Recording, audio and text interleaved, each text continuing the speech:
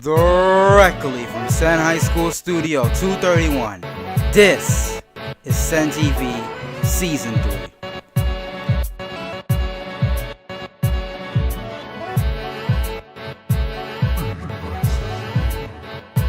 Starring Cassandra Cabrera, Cameron Fleeman,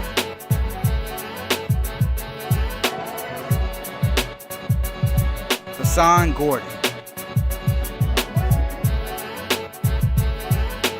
Kendall Jackson Jr.,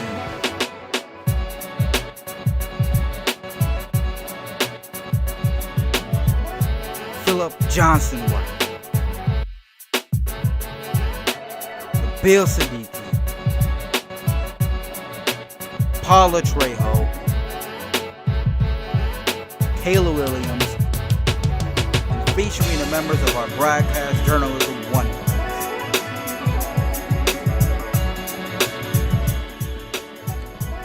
In this episode, we will take a look at the class of 2017 IB pinning ceremony, another sensational story featuring new Senn Science teacher Ms. Dawn Konow, an informative video about Desi culture. Let's turn it over to our anchors Kendall Jackson Jr. for her final appearance, Sandra Cabrera.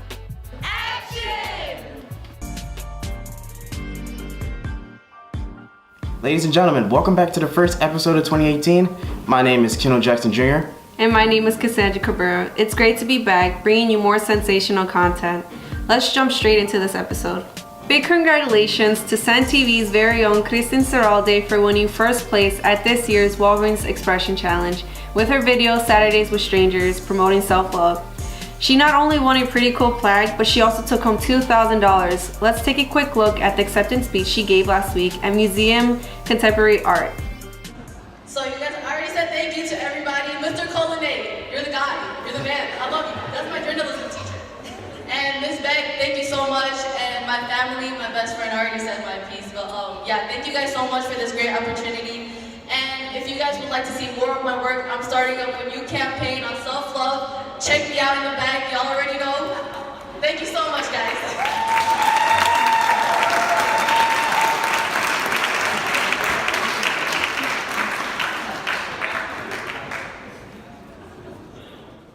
The auditions for the Senn Arts Class of 2022 will be held the following days and times: January 18th at 4 p.m. and January 20th and 27th at 8 a.m. To find out more information about the audition and what to expect, we created a very informative video available on our YouTube channel. From Thursday, January 25th to Friday, January 26th, Senn Hall will be hosting the annual Winter Dance Concert featuring our very own Senn dancers. It will feature different dances centered around jazz, ballet, hip-hop, and many more. There is a $5 entrance fee, but as always, please come support your fellow Bulldogs. Another big congratulations to seniors Megan Levitt, Mong Tai, Kayla Iridawa, Stella Ramon, Maytav Aaron, and Carmen Rivera for being selected for the CPS Senior Portfolio Exposition at the School of Art Institute Chicago this past week. With the end of semester 1 approaching, finals is on the horizon. Here are the key dates you need to remember. January 29th will be odd exam period day, which means all your odd class periods will be 70 minutes long. January 30th will be even exam period day, which means all your even class periods will be 70 minutes long. January 31st, we will return to our normal class schedule, and that day will be used for makeups for your final exams. February 1st will be the day grades lock for semester 1 and the end of quarter 2. And February 2nd will be a non-attendance day for students. Be prepared and let's finish semester 1 strong. While Senn has many programs students can pursue, the IB program being one of them, many students stick to this program to push themselves mentally and prepare themselves for college coursework. It has many success stories from each graduating class, and the IB class of 2017 was no different. Senn welcomed back that class for the annual IB pinning ceremony and recognized them all for their hard work they put in. Let's take a look. I'm so proud to be standing here in front of you and welcoming back our distinguished alumni. Give it up to our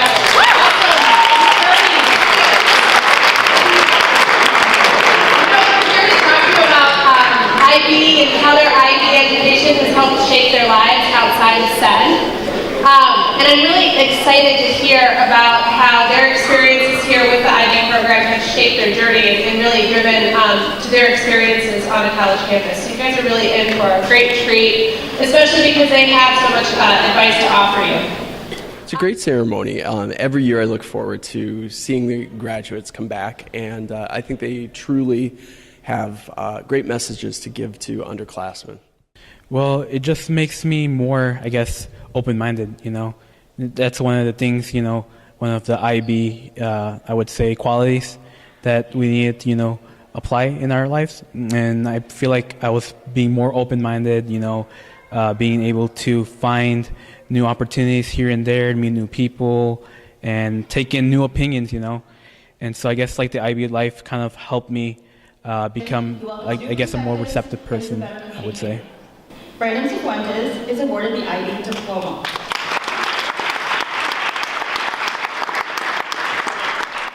All the writing, especially like Mr. Love's analytical writing and things like that, they're definitely, it's an expectation for you to have that skill in college.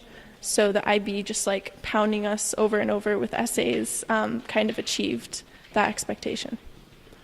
Basically, IB kind of gives us that coursework that kind of, you know, gives you that impression that you're in college already, you know. And so there are all these college level courses, and, you know, we've received college credit because of it. And so I guess like the preparation wise, we've been able to, you know, transition into college pretty seamlessly, you know. Victoria is awarded the IB Diploma.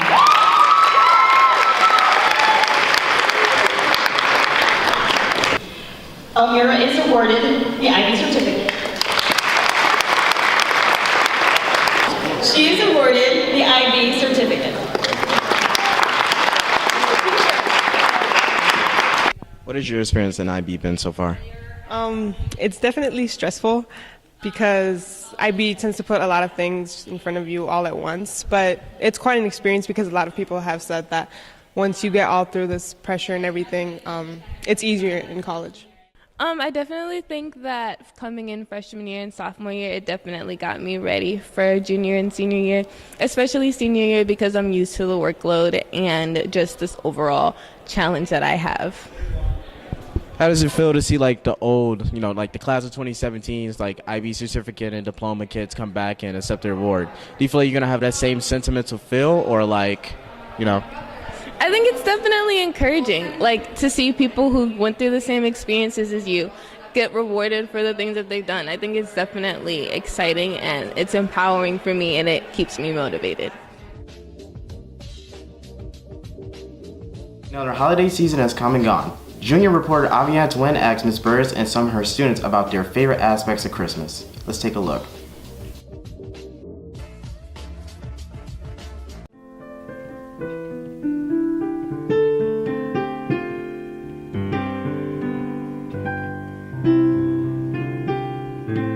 Christmas means that is, you know, obviously a jolly holiday. You know, get to spend time with your family and friends like any other holiday.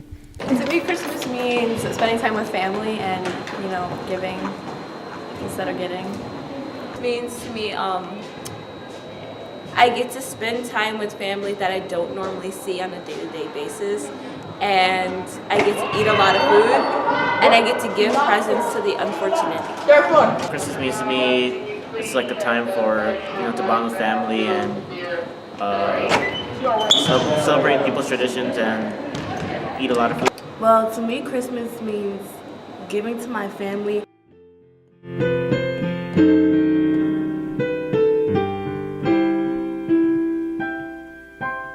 I celebrate it because it's a part of my religion, and, you know, just because.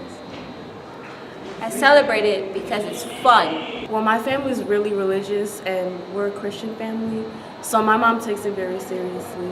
I celebrate it because I like spending time with family, and I like eating my mom's food. I celebrate it because, you know, it's just a holiday time, spending together as a family, you know, going out with your friends, shopping, surprising each other with presents, and I just enjoy the concept of Christmas.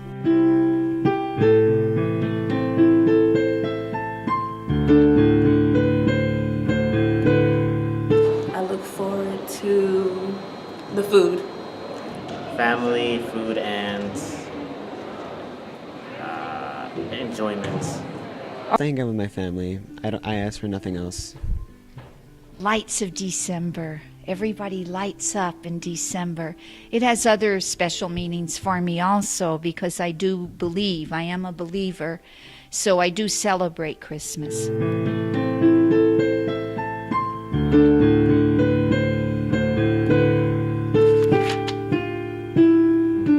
Hundreds. My favorite, In the Bleak Midwinter. It was the #1 carol in England a few years ago. Jingle bells, Deck the Halls, Silent Night, Santa Claus, Here Comes Santa Claus. Silent Night. Mistletoe by Justin Bieber. Songs I know: White Christmas, Silent Night, Jingle Bells, Frosty the Snowman.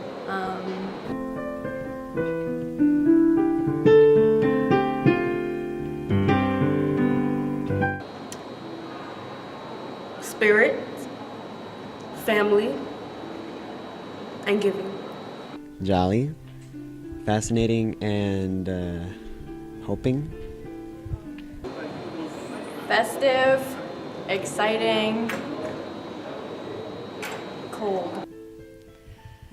Caring, sharing, giving.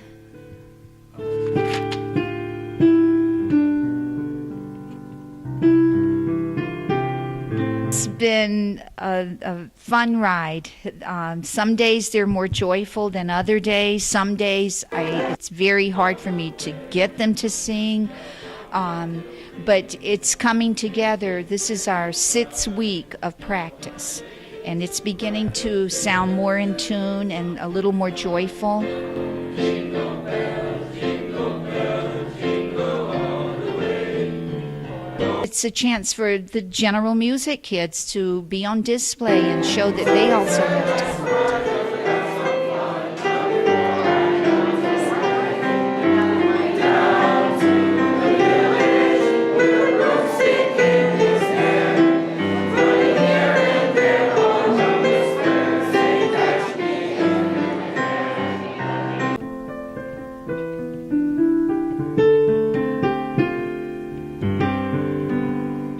I would like to tell him to give me more money. You asked me that, and I immediately began to think, Santa baby, come down the chimney for me. I can't remember all the lyrics, but I have to go make some copies for one of the choir members. Just making sure that we all are at peace, like just having fun, enjoying the holiday. Give me his security number.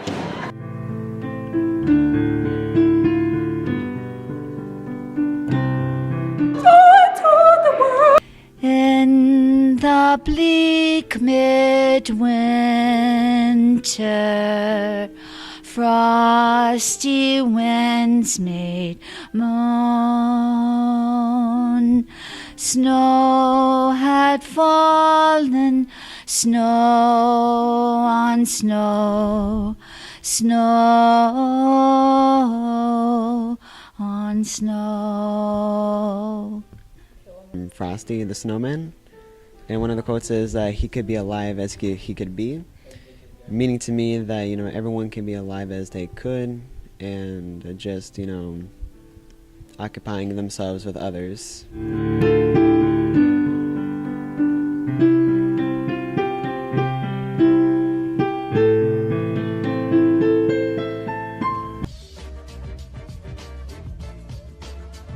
In the new year with a fan favorite segment, Sensational Stories.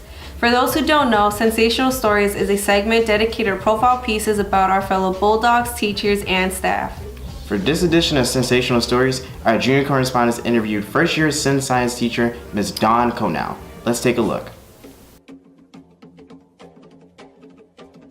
I went to an all-girl high school, St. Barbara High School on the south side of Chicago, and I went to DePaul University and majored in biology and got a teaching certificate.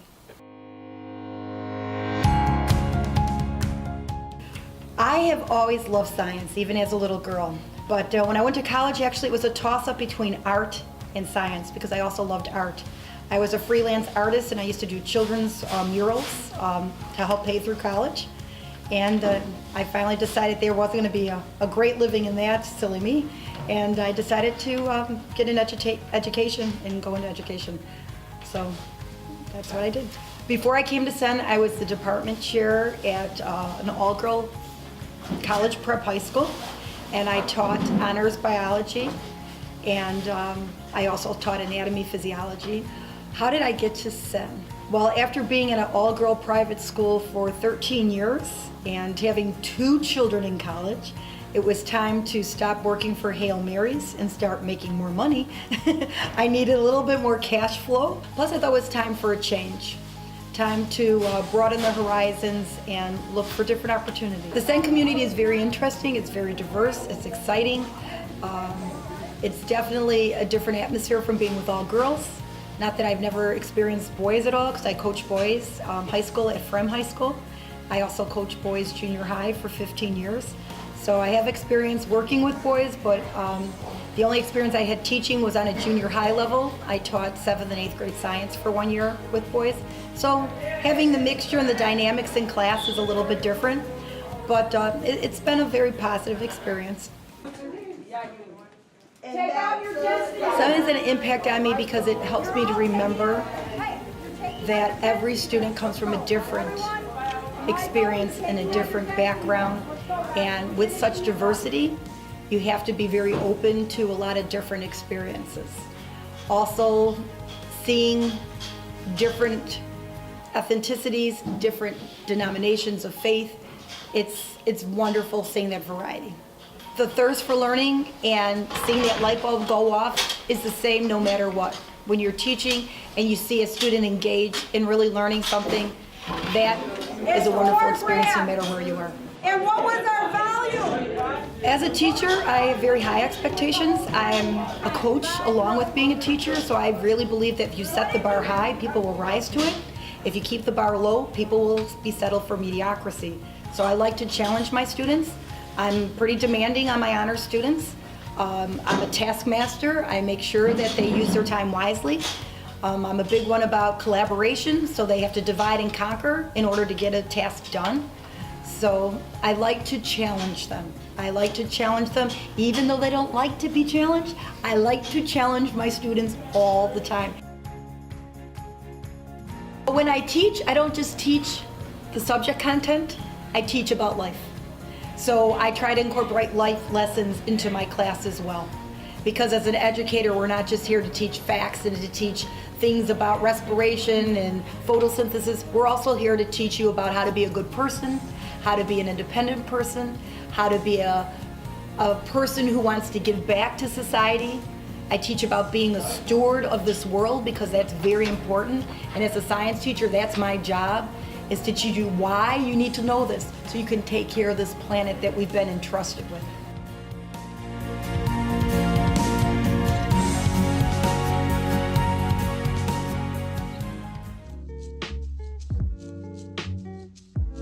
Culture is a very important factor for us here at Senn. It's important we stay informed and get to know each other and teach us new things we aren't used to. Our junior correspondent, Kaya Sultana, did a very informative piece on Desi culture. Let's take a look.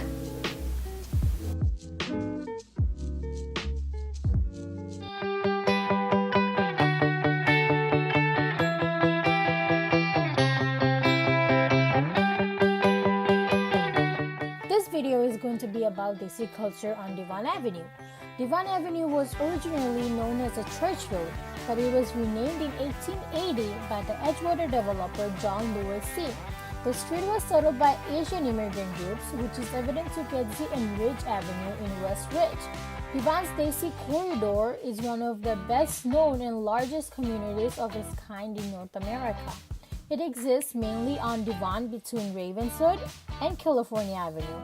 Today, Devon is a popular tour destination. So I went around Devon Avenue and got some interviews and clips of Desi clothes and food. So let's check it out.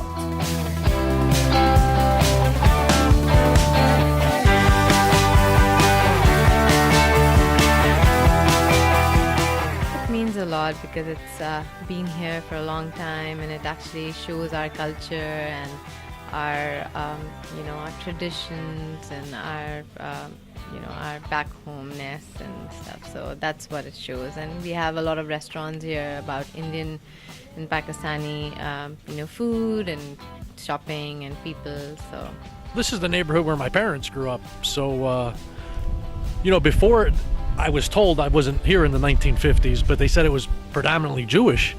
And then it started to change, which brought a lot more culture. I mean, it's a pretty international mix here, and sometimes it's crowded. Now that with parking and they're doing the streets and the sidewalks, that's why I'm walking right now.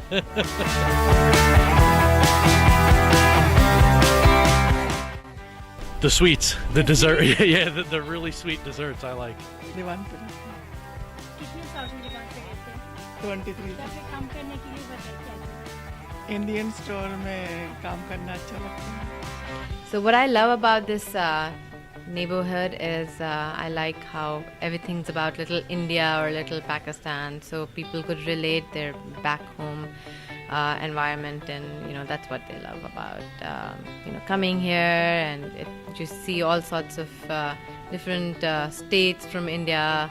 You see northern India, southern India, food, clothes, festivals. We have parade happening here, so it's like a little India. So that's what I love about it. Ethnic diversity, the food is open late, and it's crowded.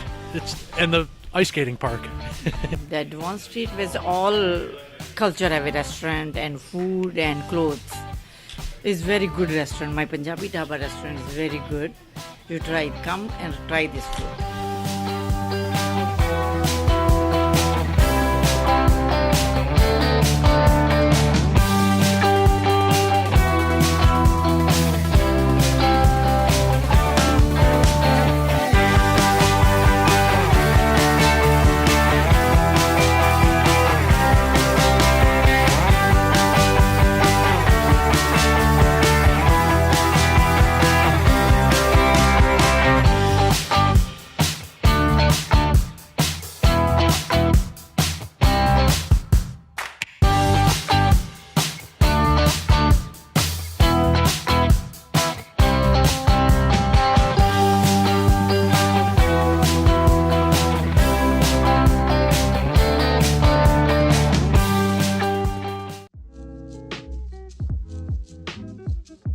Before winter break started, Senn TV had the honor of meeting with award-winning filmmaker Giancarlo Visit.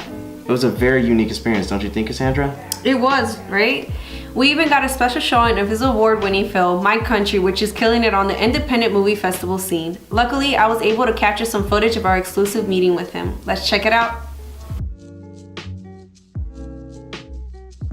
So I think my goal was that because I love documentaries and I love nonfiction, I wanted to bring all that to the movie. I'm trying to think if I can give you an examples, but I know I didn't want to make just a documentary. I wanted to have some fiction in it, some kind of fun, raise the stakes, bring the road trip, the car in the movie. But again, we used a 2-camera setup and kind of minimal lighting, just so it was comfortable for the actors, for us, and we weren't worried about hitting a mark. Usually what you do is you tell the actor, okay, you got to go here and here, and then look up over there. And we were lucky that we had these 2 documentary guys, video makers that would just kind of follow them and kind of glide with them in a way. If I walked over here or improvised, they could follow me. And so you might see a little bit of out of focus, or a little bit of shakiness, but hopefully it added kind of to a natural performance. I'm not sure if that answered your question, but why I didn't, I brought a lot of my own background to it, obviously big Italian family, living in Italy, but I wanted to do a story about brothers because there's so many screwball comedies out there about brothers that I think we were missing. Maybe there's a lack of like a nice kind of heartwarming story, kind of a poignant, redemptive story that we tried to tell. So brought a lot of it, a lot of fiction, or excuse me, a lot of my own background, but tried to still make it exciting and entertaining. My question is, was like the thing with like the father dying, did that have like any significance to like your life? So my father is alive and well. That was an actor, but we needed kind of what we call a catalyst. Like we needed something for the character to decide to go to Italy, and we thought that doing a story about brothers and maybe they had different mother, same father, different mother, and like a deathbed scene kind of sounded, like fitting. And bringing the urn, wanted to have get the urn out there too. So, yeah, but no, my dad is he's doing okay. Like that was one thing you could add, like fiction. That's kind of one thing you brought in. One other thing I was also thinking about is I noticed. Well, earlier you said before when you moved to Italy, you didn't know like any Italian and stuff. So I noticed in the movie you use kind of a lot of like a blend of like English and Italian. Mm-hmm. So like what kind of like influenced that like decision? Why didn't you just shoot it in just one language? Yeah, great question. Because that's how we really talk in Italy. I'm comfortable with my Italian and I think it's pretty good. I speak with my dad a lot in Italian. But there's a lot of words I don't know and the actors, speak English. And I said, well, why don't we it's going to be a lot harder for us in the editing when we have to put the subtitles and, but why not try to make it in that realistic, how we usually do it, whatever's natural. If we can't remember a word, we'll just say it in English or we'll say it in Italian. And yeah, that's a really good point. That's a good question. I think at the end we did like maybe more English, but if the movie plays in Italy, here it'll be subtitled, but over there, do you guys know that everything is dubbed? They dub all their movies because they get so many foreign movies that they just use their own actors and, so it'll be dubbed anywhere over there, so it didn't matter. But here it'll be subtitled, and I don't know, I kind of like reading subtitles. I don't know about you guys, maybe it seems like it's kind of legit, like Narcos. My question is like, how did you work through like different type of camera angles for like certain moments in the movie? Like, did you have a team that's like, okay, for this scene, since it's more intimate, we should have like a closer up camera angle or stuff like that? So we had two cameras going at the same time, and it actually was kind of like that camera, the DSLR. It's called the Canon C100, and I a lot of credit to my crew, my two cameramen, because I had to focus on the acting, being the director, working with the actors, and I didn't have a lot of time to, look at the lighting, at every shot, or I had to really trust them. And we used two kind of zoom lenses, so we didn't even have to change lenses. We wanted to keep going, quick and not have to worry too much about lenses and over lighting. So we were kind of like, we call like a ragtag crew. We brought like a setup like this, and for 2 weeks on the road, we were able to do that, two cameras, and whoever let us shoot in their shop. If anybody had a little bar or a restaurant, usually we could just do it, and we'll put you in the credits. Is usually good. People like credit, and then they usually let you shoot wherever. So I noticed in the cafe scene, the outdoor cafe scene, that there were two cameras at two different ends, but then there was a third shot with both people in it. Is that still just two cameras, but you had a cut to change the shot? Yeah, so that's what we call a master shot, meaning you get the whole wide, the whole angle, like this whole classroom, and then you could kind of tighten up. So you'd film the whole conversation with that? So we would do it twice, usually with the master shot, just so you have something to kind of cut back to. Gotcha. I don't know I'm sure you guys have done some kind of, 2 or 3 camera setups. Mm-hmm. The one thing I would highly recommend, guys, is when you shoot, you want to make sure you get all your angles on set, because I would hate, I hate going back and not having the shot in the editing, because I'm also the co-editor. And it's the worst feeling that you got to reshoot something, you got to spend time and money. And it's always good to get it. We've all had to do that. Get it when you can. So. Senn's sports department has been very busy the past couple weeks. With all things sports and a little more, let's take it over to Philip Johnson's White Sports Update.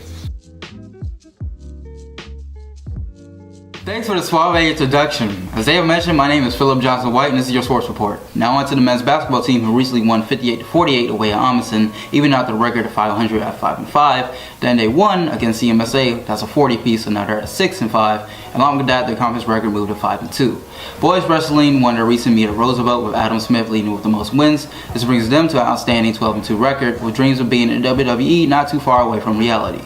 Now, in all seriousness, I forgot to mention that in the win for the boys basketball team, we had our very own Leslie Monzo and Syed Muhammad on the scene, capturing every single shot or ankle breaker or downright disrespect in the game that the game may have wrote. So let's cut to them now.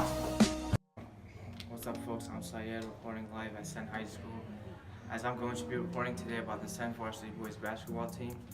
For today's game, they'll be facing Chicago Academy. They'll be looking to get their 4th straight W and continue their ongoing undefeated streak for the season. Before the game starts, I decided to go around the school and interview the players on the team and the head coach, Coach Walsh, to get their thoughts on the upcoming season. Tell me how you feel about the upcoming varsity basketball season. The season, we got a lot of goals to accomplish. I feel like we got a lot of work to put in the gym, but we should be good though. The season should be more like a breeze if we work hard in practice. How do you feel about the players on the team? Man, I love my brothers. They like brothers to me. That's like a brotherhood we form. Every day we growing and getting better. What position do you feel fits you most? The point guard. And why is that? Because I like to facilitate. I can do a lot of scoring, and I can take the load off other people. So tell me how you feel about the upcoming season. I think we have a pretty good chance of winning the playoffs. We got a pretty good team this year, and I just hope to move forward. How do you feel about the players on the team? The players, I mean, we got a pretty good team this year. I feel like we have the right keys, and we could be successful this year. What position do you feel fits you most? Point guard, definitely point guard. I mean, I have a pretty good IQ. I'm pretty special on the court, and I think I can play the point guard pretty well. All right, so how do you feel about the upcoming varsity season? You know, I feel great about it. This is our last year. Hopefully we can go undefeated. How do you feel about the players on the team? You know, I enjoy playing with the players. Hopefully we can just share the ball more. And what position do you feel fits you most on the team? They want me to play big man, but I think I can play the 3 and bring the ball up the court. Tell me about how do you feel about the upcoming basketball season? The upcoming basketball season, I think it's going to be great. We're going to have a wonderful year. How do you feel about the players on the team? All the players on the team are pretty good, and the guys know their role, so it's all good. What position do you feel fits you most? The position that fits me most is, it really doesn't matter. I think I can play like all positions, and yeah. Tell me about how you feel about the upcoming varsity season. I feel good about it. We off to a good start right now. We're off to 2-0. A lot of changes this year.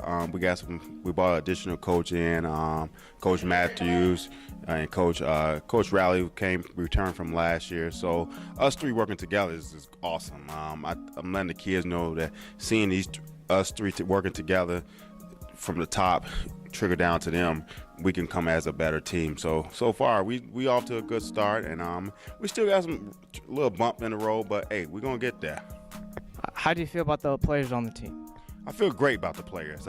Each player on the team bring a different role to the game. Each one of them have their own type of playing style, and that's what make us unique. I think that letting them know that, and instead of them kind of figure out that they all have that same player technique, they really don't. So we as coaches trying to break it down to them, like, hey, you have a certain role on this team. So we getting that, letting them know that that's the reason why we put them on this team, because they bring that different player style, and that's what we're looking for. Well, which player on the varsity team do you feel has like the highest potential in making it to the NBA?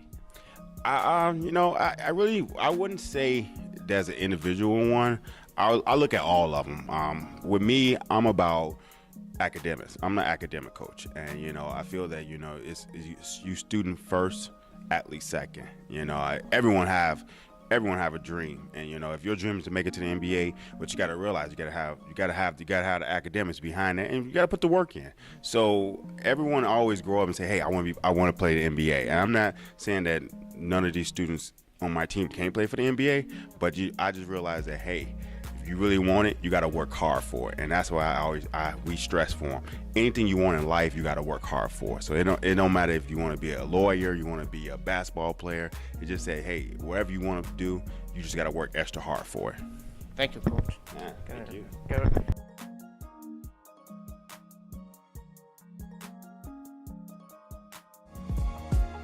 Alright, so that was a nice change instead of me just talking about what happened instead of showing what happened. Great recording by the duo. No way I'm not going to say it was sensational. I mean, it's 2018, come on now. But that means I gotta draw my section to a close. As always, this has been Philip Johnson White, and when the time is right, with sports season at Senn on the rise, I will catch you all later. Well, we got some very sad news. Well, at least I'm sad. This is Cassandra's last episode. How do you feel?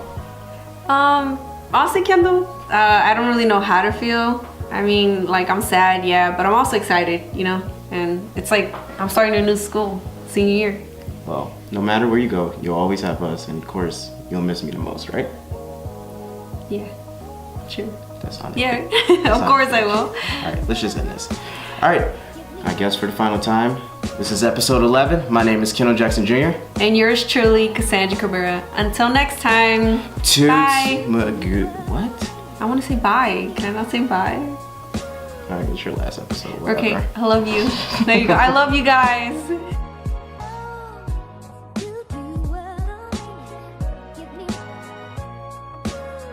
Filmmaker Giancarlo, how do you pronounce his last name? I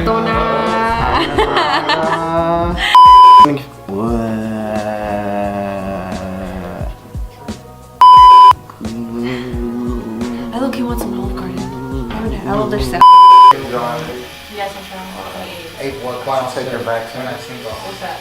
You see I'm trying to wash my hands this flu season. He stinks. Oh my god, how long does it take you to wash your hands, bro? 30 seconds. To you. It's your birthday. Not only won a pretty cool plaque, but she also took home $2,000. It's plaque. Oh, I start? Yep. Okay.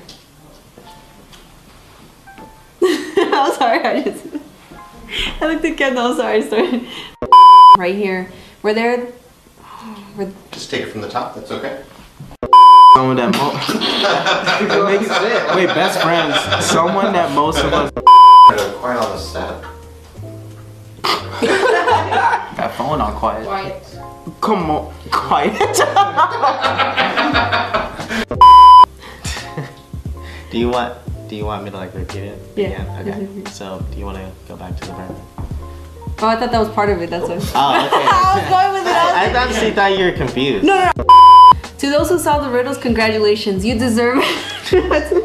Yeah, that went way too fast. Like the match. No, that was way. Okay, you might want to slow it down. Bye, Kendall. Sure. Bye, Kendall. Alright guys, we gotta hurry. Come on, everybody disperse. Disperse! If you're in a dark room with a wooden stove, a gas lamp. I forgot the last part, I'm sorry. She said black egg. I'm sorry. It's black. I get the E, but... Black egg. Black? Okay, you know what? Go back in the room. Congratulations to Senn TV's very own Kristin Seralde for winning first place at this year's Walgreens Expert.